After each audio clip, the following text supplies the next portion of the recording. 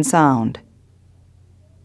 The normal physiological split-second sound can be accentuated by conditions that cause an abnormal delay in pulmonic valve closure. Such a delay may be due to increased volume in the right ventricle as compared with the left, atrial septal defect, or ventricular septal defect.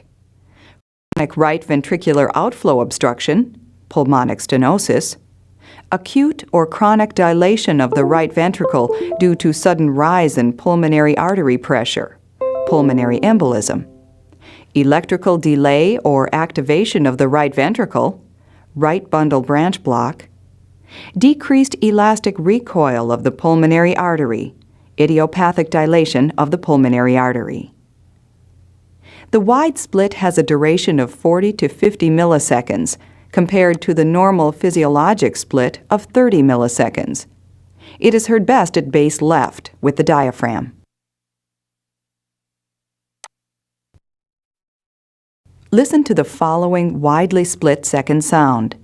The split will be taken out occasionally to allow you to compare the normal with the abnormal.